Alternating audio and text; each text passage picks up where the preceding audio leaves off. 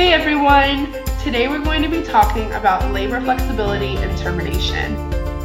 What is labor flexibility? Labor flexibility is the speed which labor markets adapt to changes and fluctuations. There are two types of labor flexibility, internal and external. Internal is where a company adapts to changes without terminating current employment relationships. To determine the degree of internal flexibility of a company, you have to look at two factors. First, look at the extent of whether a subject matter is regulated by collective bargaining, for example, wage flexibility. The second factor to look at is the employer's ability to change terms and conditions of employment in order to adapt to changes, for example, working times and tasks. External is where a company adapts to change by changing the size of their workforce. Internal flexibility exists of minor and major changes. Now, what could be defined as major changes? Major changes could be functional and organizational flexibility, suspension of the employment relationship, substantial modification of the working conditions, or a change in geographical mobility.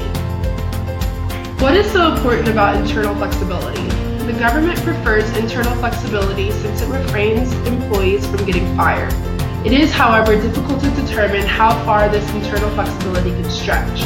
What changes are minor and what changes are so big that the employee might even try to fight the change in court. When do employers practice external flexibility? When work is low, employers can temporarily adapt or suspend employment contracts. This can be in the form of a complete suspension for a set period of time or a temporal reduction in working hours. Employee protection versus business adaptability. With flexibility, there comes a cost. Employees want job and income security and regular schedules to achieve a work-life balance, while businesses want the ability to adapt wages, working times, and tasks. So where do we find the middle where both are happy? So how can the employer change the contract? There are several ways to approach this. The first way would be to look for clauses in the contract that allow the employer to implement changes. Furthermore, the employer could also discuss it with the employees to come to an agreement. Lastly, the employer could give the employee notice beforehand. We've been talking about temporal dismissal so far, but what about real termination of the employment contract? Termination of the contract is either done in mutual agreement or by the will of one party. On average, mutual agreement is less problematic than when the contract is terminated by the will of the party. There are two different ways of termination by the employee.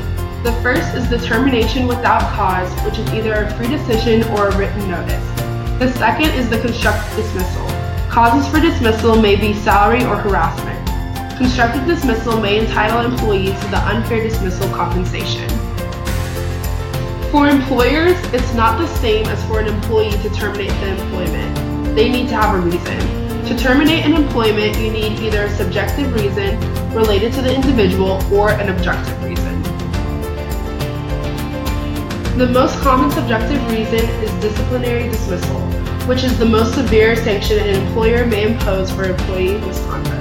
The legal conditions for disciplinary dismissals are breach of contract, the breach must be intentional or negligent, and it must be serious. The objective dismissals are divided in first, lack of capability. For example, incapability of performing the main task of the job or no adaptation to technical changes in the job. Second, redundancy includes economical, technological, organizational, and productive reasons. And last, absenteeism. There are two types of redundancies, collective and individual. If there is an individual redundancy, the individual procedure is applied, which includes a dismissal letter, 15-day notice and compensation of 20 days of salary per year worked. If there is a collective redundancy, the company must begin consultations with the workers' representatives like work council or trade unions. These consultations should try to avoid collective redundancies, reduce the number of workers affected, and for those affected, try to mitigate the consequences. Thanks for watching! Created using Powtoon.